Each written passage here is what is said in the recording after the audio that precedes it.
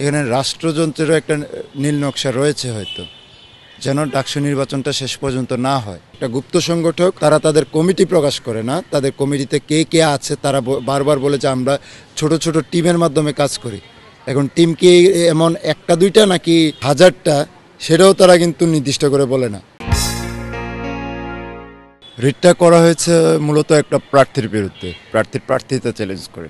এটা স্পষ্ট বাংলা ভাষার মতো একদম সহজ, সত্য সুন্দর, যে একটা প্রার্থিতা চ্যালেঞ্জ করা হয়েছে। সেখানে কিন্তু রিটের কোথাও ডাকসু নির্বাচনকে চ্যালেঞ্জ করা হয়নি। এটা যার বিরুদ্ধে, যার প্রার্থিতার বিরুদ্ধে হচ্ছে যে রিট করা হয়েছে, তার যে আইনজীবী বিশ্ববিদ্যালয় থেকে মানে দেওয়া হয়েছে, সেই শিশির মণি সাহেব কিন্তু সেই বিষয়টা ক্লিয়ার করেছেন যে পিটিশনকারী চান নাই, ডাকসু স্থগিত চান নাই, তিনি শুধুমাত্র প্রার্থিতা চ্যালেঞ্জ করেছেন। সে জায়গায় এই যে ডাকসু নির্বাচনকে স্থগিত করার যে আদেশটা, এই আদেশটা দেওয়ার মাধ্যমে আসলে এই আবহাওয়াটাকে, নির্বাচনী উৎসবমুখর আবহাওয়াটাকে একটা উত্তপ্ত করার চেষ্টা করা হয়েছে। এইসব উত্তপ্ত একটা অবস্থার মধ্য দিয়ে, পরিস্থিতির মধ্য দিয়ে যেন মানে একটা নির্দিষ্ট গোষ্ঠীকে বিশেষভাবে ফেভার দেওয়া যায়, এটা আমরা বারবারই বলে আসছি যে বিশ্ববিদ্যালয়ের প্রশাসন। এবং আমরা দেখতে পাচ্ছি যে এখানে আমার মনে হচ্ছে যে এখন এখানে রাষ্ট্রযন্ত্রেরও একটা নীল নকশা রয়েছে হয়তো, যেন ডাকসু নির্বাচনটা শেষ পর্যন্ত না হয়। কারণ অনেকেই চাচ্ছে যে ডাকসু নির্বাচনটা না হোক কিংবা পিছায় যাক। এখন এই রিটকে কেন্দ্র করে ডাকসু নির্বাচন স্থগিত আদেশ দেওয়ার মাধ্যমে এককভাবে আমাদের এই প্যানেল এবং ওই প্রার্থীকে একদম সবার সামনে, শিক্ষার্থী এবং সারা দেশের সামনে একটা ভিলেন বানানোর চেষ্টা করা হচ্ছে। চেষ্টা করেছিল গতকাল, এখনও সেটা চালাচ্ছে। এই চেষ্টাতেই তারা মশগুল আছে।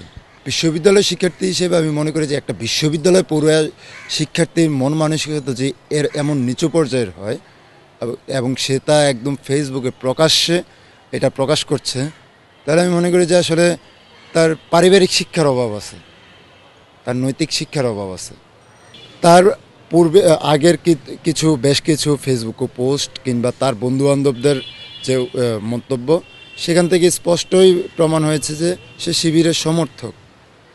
এখন একটা গুপ্ত সংগঠন, আমরা বারবার বলে আসছি যে একটা গুপ্ত সংগঠক, তারা তাদের কমিটি প্রকাশ করে না, তাদের কমিটিতে কে কে আছে তারা বারবার বলে যে আমরা ছোট ছোট টিমের মাধ্যমে কাজ করি।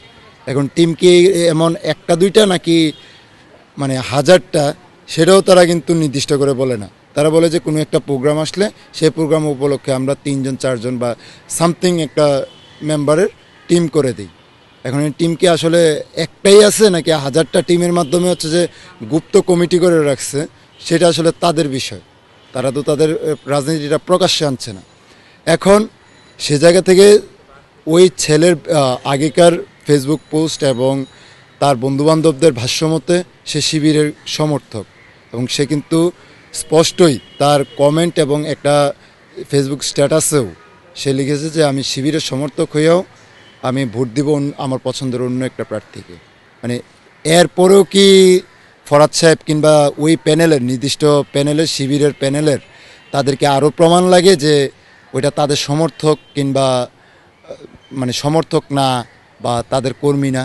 ঠিক আছে, আপনাদের কমিটির কেউ নাও হইতে পারে, কারণ আপনারা তো আপনাদের কমিটিই প্রকাশ করতেছেন না, কিন্তু আপনাদের সমর্থক না, এটা আপনারা আবার মানে কিভাবে দাবি করতে পারেন? আর তার প্রেক্ষিতে আমি বলতে চাই, পরবর্তী সময়ে এই ফরাদ সাহেবের অ্যাডভোকেসি করে, পক্ষ হয়ে অ্যাডভোকেসি করে আমাদের এই প্রার্থীকে কিন্তু এখনও ক্রমাগতভাবেই কিন্তু সাইবার বুলিং করা হচ্ছে, তাকে মেসেজ দিয়ে হেনস্থা করা হচ্ছে, যে সমস্ত ভাষায় কথা বলা হচ্ছে, এগুলো আমরা কিছুক্ষণ আগেই ঢাকা বিশ্ববিদ্যালয়ের প্রক্টর স্যারের কাছে আমরা লিখিত একটা আবারও অভিযোগ জানিয়ে আসছি যে এগুলো প্রত্যেকটা ব্যক্তি সম্পর্কে ইন্ডিভিজুয়ালি আপনারা অ্যাকশন নেবেন আমরা আশা করি। এবং বিশ্ববিদ্যালয়ের যে শিক্ষার্থী সোশিওলজি ডিপার্টমেন্টের, তার বিরুদ্ধে আমরা বিশ্ববিদ্যালয়ের একজন শিক্ষার্থী হিসেবে, নট প্যানেল অপরাজয় 71 অদম্য 24 প্যানেলের পক্ষ থেকে না, আমরা একজন বিশ্ববিদ্যালয়ের শিক্ষার্থী হিসেবে আমরা তার সর্বোচ্চ শাস্তি দাবি করে এসেছি, তাকে স্থায়ীভাবে বিশ্ববিদ্যালয় থেকে বহিষ্কারের দাবি জানিয়ে এসেছি। গতকাল এই স্থগিতাদেশ দেওয়ার পর আমরা পুরো প্যানেলের যে আমাদের যারা জুনিয়র ইয়েরা আছে, প্যানেলিস্টরা আছে, আমাদের অন্যান্য সদস্যরা আছে, প্রত্যেকের মধ্যে একটা অস্থিরতা শুরুর দিকে কাজ করেছিল যে তাদের উপর মব অ্যাটাক হতে পারে, তাদের উপর হামলা আসতে পারে। সকলকেই সাথে নিয়ে আমরা পরিস্থিতি খুব সুন্দরভাবে হ্যান্ডেল করেছি। আমরা মনে করি যে এখনও আশঙ্কা রয়েছে, কারণ এখন পর্যন্ত কিন্তু বিষয়টা ক্লিয়ার হয় নাই। গতকালকে কিন্তু আমাদের উপরে সম্পূর্ণ দোষটা চাপাই দেওয়ার চেষ্টা চালিয়েছে এরা, কিন্তু শেষমেশ পারেনি। কিন্তু আমি মোহাম্মদ নাইম হাসান, অপরাজয় ৭১ অদম্য ২৪ প্যানেল থেকে সেন্ট্রালের বিবি প্রার্থী এই প্যানেলের। আর আমি যোগাযোগ বিকল্প বিভাগ, বিজয় ৭১ হল